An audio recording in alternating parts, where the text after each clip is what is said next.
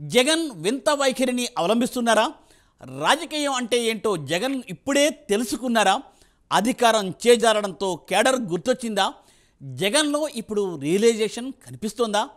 ఇప్పుడు జనంలోకి వెళ్ళాలని జగన్ ఎందుకు అనుకుంటున్నారు? కేడర్ను కాపాడుకోవడం కోసమేనా? మరోవైపు జిల్లా పర్యటనలపై కేడర్ ఆసక్తిని చూపడం లేదా? చేతులు కాలేక ఆకులు పట్టుకున్న చందంగా జగన్ పరిస్థితి ఉందా? జగన్ పర్యటనపై విమర్శలు రావడానికి కారణాలు ఏంటి? అధికారంలో ఉంటే పరదాలు, అధికారం లేకపోతే ప్రజలు గుర్తొస్తారా? Let us watch the story.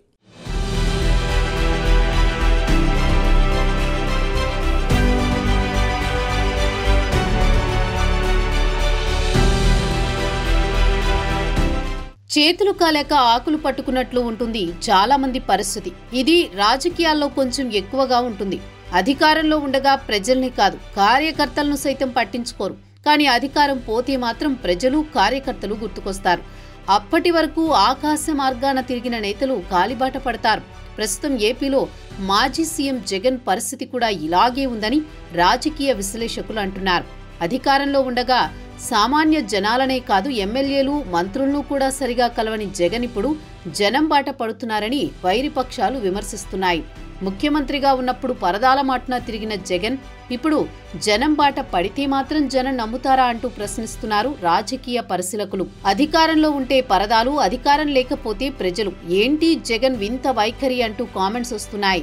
తనకి, తన పార్టీకి సోషల్ మీడియా ఉంటే చాలనుకున్న జగన్లో ఇప్పుడు రియలైజేషన్ వచ్చిందా అంటూ నెటిజన్లు తెగ ట్రోల్ చేస్తున్నారు. అందుకే జనంలోకి వెళ్లేందుకు ముహూర్తం ఫిక్స్ చేసుకున్నారని అంటున్నారు.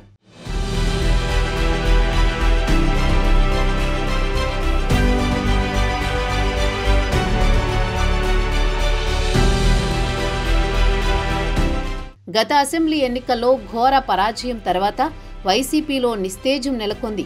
చాలా మంది ముఖ్య నేతలు సైలెంట్గా ఉండగా మరికొందరు వ్యక్తిగత వ్యవహారాలు, వ్యాపారాలు చూసుకుంటూ పార్టీకి కాస్త దూరంగా ఉన్నారు. మరోవైపు కూటమి ప్రభుత్వ నేతలు గతంలో తమపై సోషల్ మీడియా వేదికగా దుమ్మెత్తిపోసిన నేతలను టార్గెట్ చేసింది. ఈ నేపథ్యంలో కొంతమంది నేతలపై కేసులు నమోదవుతున్నాయి. వైసీపీకి అనుకూలంగా సోషల్ మీడియాలో పోస్టులు పెట్టిన వారిపై కేసులు నమోదవడంతో ఉక్కిరి బిక్కిరి అవుతున్నారు. గతంలో తమకు అనుకూలంగా వ్యవహరించిన నేతలను కట్టడి చేస్తూ వైసీపీ అనుకూలంగా ఉండే నేతలను అష్టదిగ్బంధనం చేస్తోంది కూటమి ప్రభుత్వం. ఈ నేపథ్యంలో కొందరు వైసీపీ నేతలు కూటమి పార్టీలలోకి జంప్ అవుతున్నారు. ఇలాంటి పరిస్థితుల్లో అధినేత జగన్ జిల్లాల పర్యటనకు సిద్ధమవుతున్నారు. ఈ మేరకు జగన్ జిల్లాల పర్యటనకు షెడ్యూల్ ఖరారైనట్లు తెలుస్తోంది. తాను సంక్రాంతి తర్వాత జనంలోకి వస్తున్నట్లుగా జగన్ చెబుతున్నారు.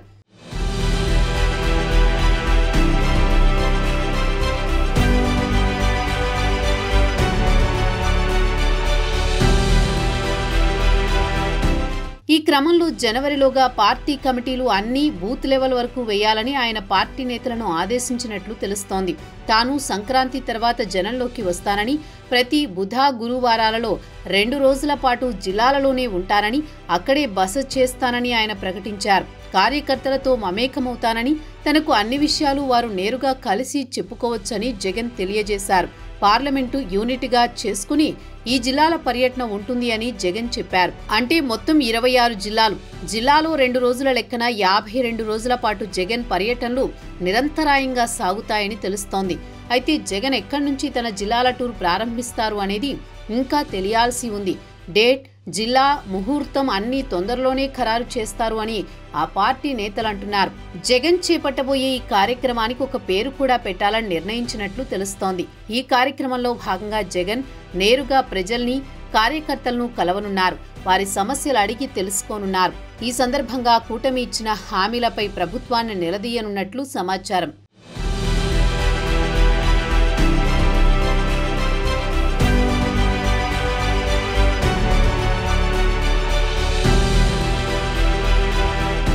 మరోవైపు ఓడితేనే ప్రజలు గుర్తుకు వస్తారా అని కూటమి నేతలు ప్రశ్నిస్తున్నారు. అధికారంలో ఉండగా ఇలాగే ప్రజలను కలుసుకున్నట్లయితే ఎన్నికల్లో పరిస్థితి కొంచెం మెరుగ్గా ఉండేదని రాజకీయ పరిశీలకులు అంటున్నారు. అప్పుడేమో పరదాల మాటున పర్యటనలు జరిపి ఇప్పుడు జనం బాట అంటే ఎంతవరకు జగన్ మాట జనం వింటారో అనే సందేహం వ్యక్తం చేస్తున్నారు విశ్లేషకులు. ఇంకోవైపు జగన్ పర్యటనలకు కొంతమంది కార్యకర్తలు దూరంగా ఉండే అవకాశం ఉందని తెలుస్తోంది.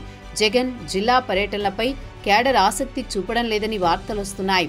అధికారంలో ఉన్నప్పుడు తాను అవలంబించిన వైఖరే దీనికి కారణమనే విషయం జగన్కు ఇప్పుడు తెలిసి వచ్చిందనేది సమాచారం. మరి జగన్ రియలైజేషన్కు జనం, పార్టీ కార్యకర్తలు ఎలా రియాక్ట్ అవుతారో తెలియాలంటే వేచి చూడాల్సిందే.